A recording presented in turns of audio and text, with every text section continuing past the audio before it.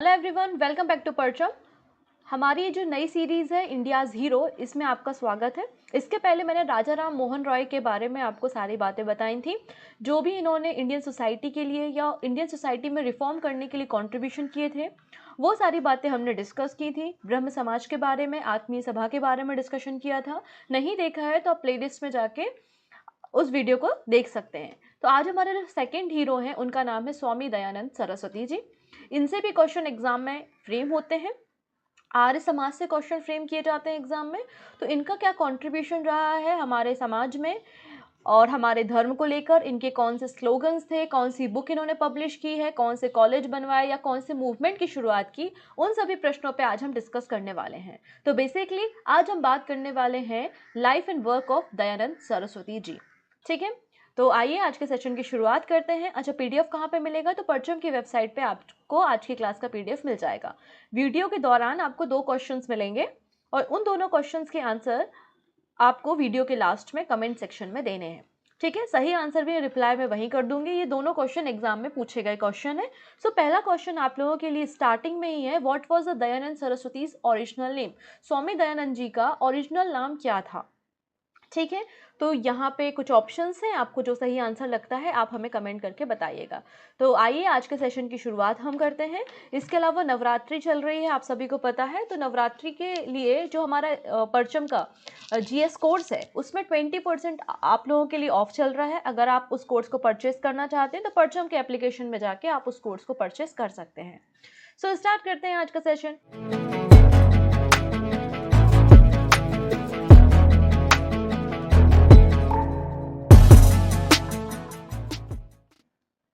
हम बात करेंगे स्वामी दयानंद सरस्वती जी के बारे में। स्वामी दयानंद सरस्वती जी का जन्म 12 फरवरी को 1824 में हुआ था। 12 फरवरी 1824 में इनका जन्म हुआ था गुजरात में एक ब्राह्मण फैमिली में। ठीक है, एक अच्छे खासे ब्राह्मण परिवार में इनका जन्म हुआ था। इनका जो प्रारंभिक नाम था, अर्लियर जो नेम था, वो मूल शंकर तिवारी था। ठीक है, इनका ओरिजिनल नेम क्या था? मूल शंकर तिवारी था। बाद में इनका नाम दयानंद सरस्वती पड़ा। अब इनकी जो यात्रा होती है वो 3 फेजेस में होती है। पहला तो 1824 से लेके 1845 तक की यात्रा है, जो इनका इनिशियल फेज है, जब वो घर पे थे। घर पे रह के इन्होंने स्टडी की, पढ़ाई की, ठीक है ना, अलग अलग ज्ञान अर्जित किया। और उसके बाद शुरू होती है इनकी कहानी 1845 से। अगर आप देखेंगे तो 1869 तक। इस दौरान वो हिमालय गए, तिब्बत गए, यहाँ वहाँ मथुरा गए, है ना, और वहाँ से अलग अलग वेदों का, उपनिषद का, अलग अलग धर्मों का, जैनिज्म, बुद्धिज्म, क्रिश्चियन, बाइबल की स्टडी करना, मतलब डिफरेंट जो रिलीजन है, डिफरेंट जो धर्म है, उन सभी की स्टडी किया, मतलब ज्ञान अर्जित करने का काम 1845 से 1869 तक किया, जब वो संत बन गए, योगी हो गए। और उसके बाद इनका जो एक्चुअली फेज स्टार्ट होता है वो 1869 के बाद शुरू होता है। ठीक है ना, 1869 के बाद इनका ओरिजिनल फेज स्टार्ट होता है, जब इसके बाद इन्होंने आर्य समाज की स्थापना की, इंडियन सोसाइटी में रिफॉर्म लाए, लोगों से डिबेट की, आर्ग्यूमेंट किए, और उसके बाद इनका किस तरीके से एसेसिनेशन हुआ, वो सारी चीज़ों को हम यहाँ पर देखेंगे। तो बेसिकली इनकी लाइफ के 3 फेज होते हैं। एक तो बर्थ का, फिर एक जब वो संत हो गए थे, ज्ञान अर्जित कर रहे थे, और एक वो जब रिफॉर्म कर रहे थे। ठीक है, तो आइए हम एक एक करके बात करते हैं। जैसा कि मैंने बताया कि 12 फरवरी को 1824 में स्वामी दयानंद सरस्वती जी का जन्म गुजरात के एक ब्राह्मण परिवार में होता है। ठीक है, इनकी जो फैमिली होती है, इनके फादर टैक्स कलेक्टर होते हैं, जिनका नाम कृष्ण जी लालजी कपाड़िया होता है। और वाइफ, जो इनकी वाइफ या इनकी माता जो कह सकते हैं, स्वामी दयानंद जी की माता, उनका नाम क्या होता है? यशोदा बाई होता है। इनका अर्लियर नेम मूल शंकर है। तो ये क्वेश्चन एग्जाम में बनता है कि इनके बचपन का नाम क्या था? मूल शंकर था। इन्होंने अपनी जो चाइल्डहुड की एजुकेशन थी, बचपन की जो शिक्षा थी, वो अपने गांव में, अपने विलेज में ही की, जहाँ पे उन्होंने संस्कृत और वेदास का ज्ञान लिया। जैसे कि मैंने बताया कि ब्राह्मण फैमिली से बिलोंग करते थे ये, और इनकी जो फैमिली थी वो लॉर्ड शिवा के लिए डिवोटेड थी, भगवान शिव की पूजा करते थे। तो इनकी फैमिली के लोग इन्हें सिखाया करते थे कि किस तरीके से भगवान शंकर खुश होंगे, किस तरीके से पूजा अर्चना करनी चाहिए, पाठ पूजा करने चाहिए, लेकिन कभी भी उनका ध्यान इस तरफ नहीं था। और हमेशा वो एक आर्ग्यूमेंट करते थे। फॉर एग्जांपल जैसे कि भगवान शंकर जी को जो दूध चढ़ाया है या प्रसाद चढ़ाया हुआ है तो उसको एक चूहा खा रहा था, तो उस बात पे इन्होंने ऑब्जेक्शन उठाया कि क्या फ़र्क पड़ता है अगर चूहे ने भगवान शंकर का भोग खा लिया है।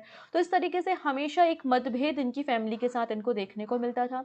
और फिर बाद में क्या होता है, आगे जाके इनकी सिस्टर की डेथ हो जाती है, और जब इनकी सिस्टर की डेथ हो जाती है तो एकदम इनका दिमाग इस तरफ होता है कि यार क्या रखा है इस जीवन में, मुझे तो ज्ञान अर्जित करना चाहिए, देश के लिए, सोसाइटी के लिए कुछ करना चाहिए, मतलब एक जो रास्ता होता है ना योगी बनने का, उस ओर वो जाने लगते हैं। और आपने जितनी भी स्टोरी देखी होंगी, चाहे भगवान बुद्ध की स्टोरी आपने पढ़ी होगी, भगवान के अलावा आपने किसी की भी अगर आप स्टोरी देखते हैं तो जब भी कोई व्यक्ति, कोई परिवार का बेटा योगी बनने जाता है तो उसकी शादी करा दी जाती है। तो इनकी शादी कराने की कोशिश की गई, हालांकि वो उसके खिलाफ थे और इसके बाद एक घर छोड़ के चले जाते हैं।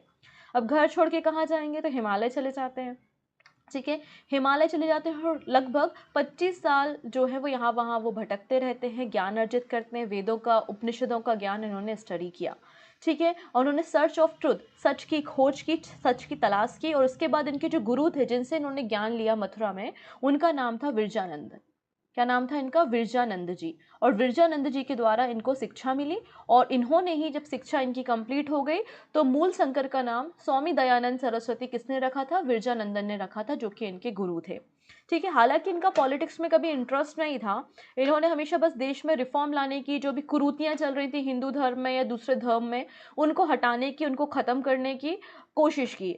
लेकिन बहुत सारे पॉलिटिकल लीडर जो थे वो इनसे इन्फ्लुएंस थे, इनके बहुत सारे आलोचक भी थे जिनको क्रिटिसाइज करते थे, क्योंकि उस समय की बात है, 18वीं सेंचुरी की बात है, और जब कोई व्यक्ति बात करता है इक्वल गर्ल्स राइट की, इक्वल एजुकेशन की बात कर रहा है, सती प्रथा के लिए बात कर रहा है, विडो रीमैरिज के लिए बात कर रहा है, और इंटर कास्ट मैरिज के लिए इन्होंने बात की। ठीक है, तो उस दौर में आज भी इंटरकास्ट मैरिज में आपको पता है बवाल हो जाता है, और ये 18वीं सेंचुरी की बात है। और जब कोई दयानंद सरस्वती जी इस बात पे लोगों से आर्ग्यूमेंट कर रहे हैं, सभाएं कर रहे हैं, कॉन्फ्रेंस कर रहे हैं, लोगों को समझा रहे हैं, तो आलोचक तो होंगे ही।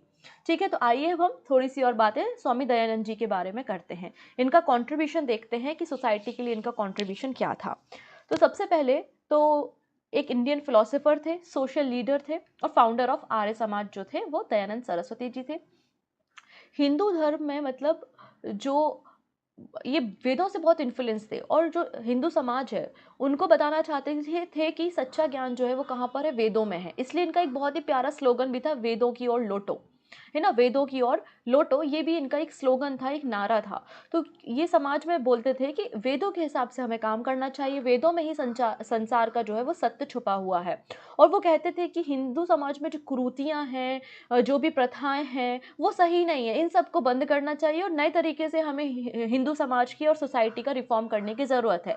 इसलिए इन्होंने 1863 में, सुनिएगा, इन्होंने 1863 में पाखंड खंडिनी पताका भी फहराई थी। तो आप समझ ही सकते हैं, पाखंड मतलब जो भी रिचुअल्स हैं, जो भी प्रथम परंपराएं चली जा रही हैं, उनको खंड करना, खंडिनी, पाखंड खंडिनी पताका भी फहराने का काम 1863 में स्वामी दयानंद सरस्वती जी के द्वारा किया गया था।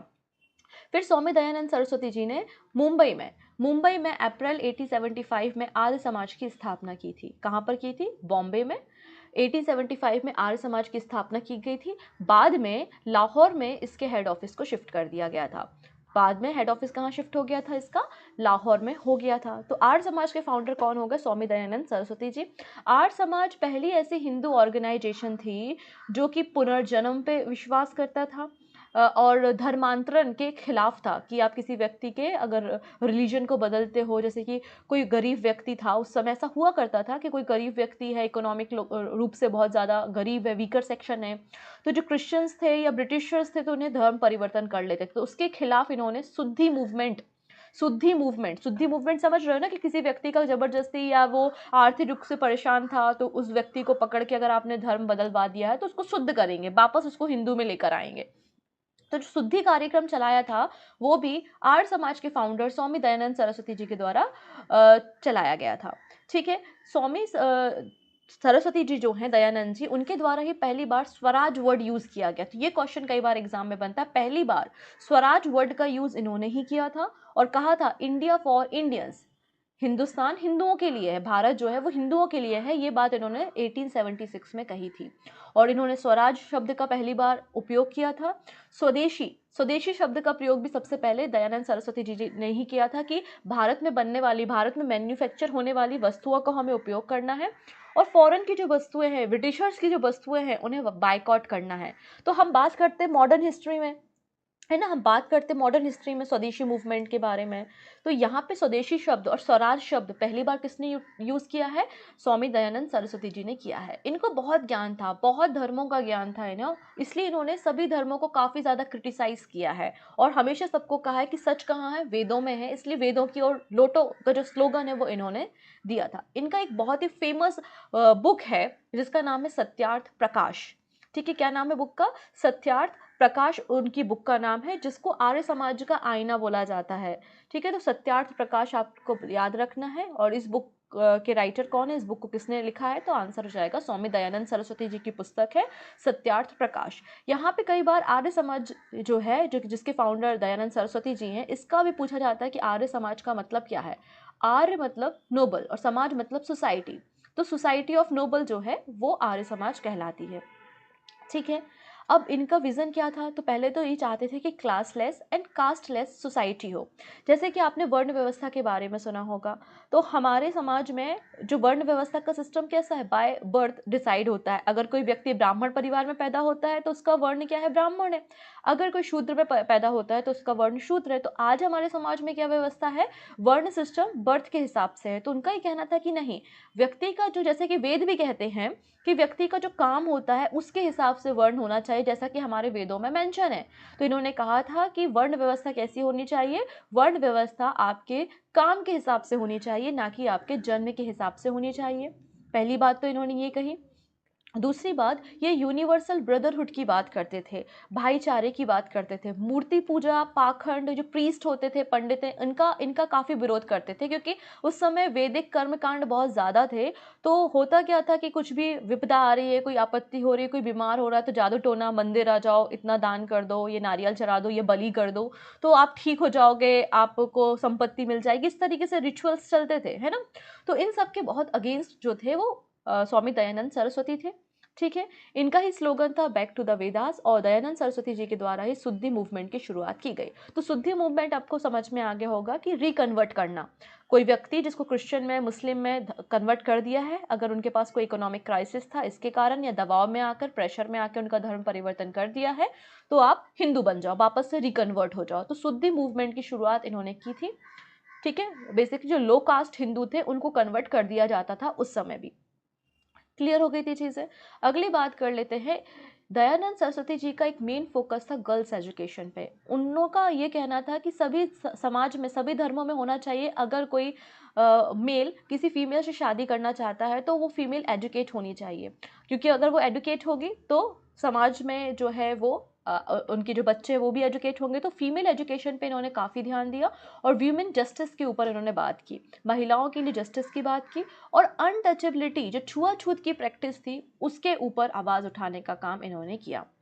ठीक है, आर्य समाज में जो लोग भी मेंबर थे, या जो लोग भी आर्य समाज के साथ जुड़े हुए थे, मैक्सिमम लोग जो है वो इंटरकास्ट मैरिज से इंगेज थे, मतलब इन्होंने इंटरकास्ट मैरिज को बहुत ज़्यादा बढ़ावा दिया।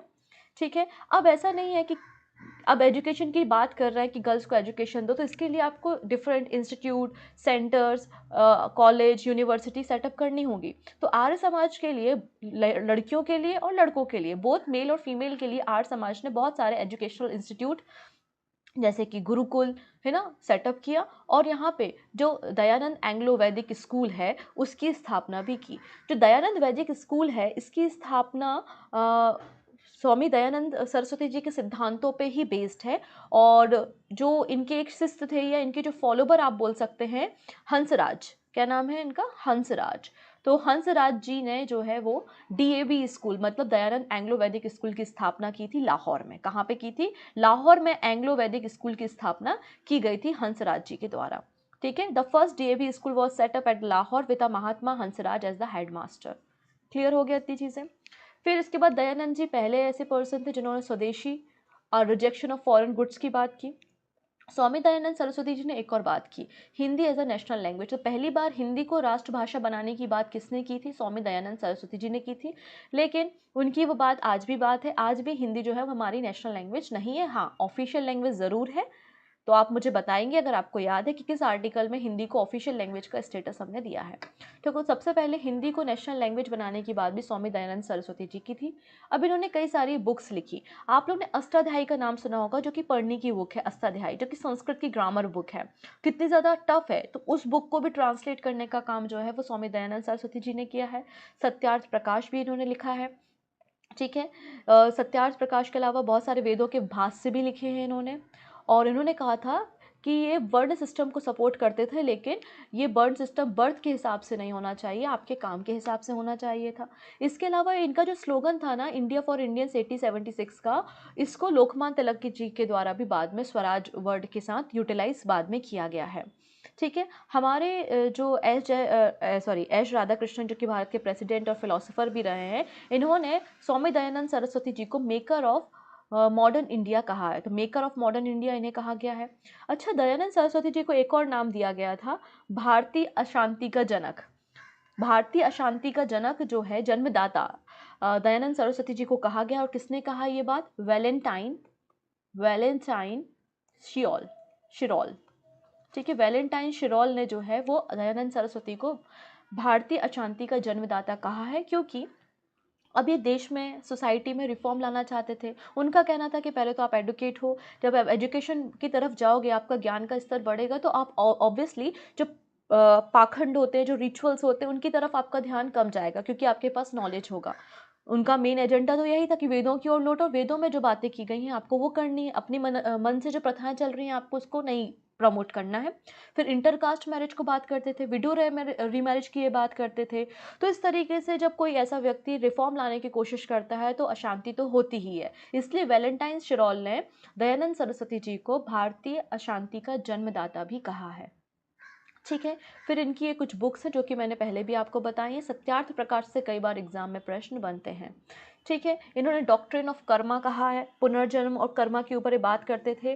अब इनके द्वारा एक बहुत अच्छा काम किया गया था, इन्होंने काउ प्रोटेक्शन एसोसिएशन, ये गौ हत्या के खिलाफ थे, ये गौ हत्या के खिलाफ थे। मैं आपको बता दूं कि जब दयानंद सरस्वती जी का टाइम पीरियड था, तब ऐसा जो हिंदू और मुस्लिम के बीच में लड़ाइयाँ चलती है, भेदभाव चलते, तब ऐसा कुछ भी नहीं था।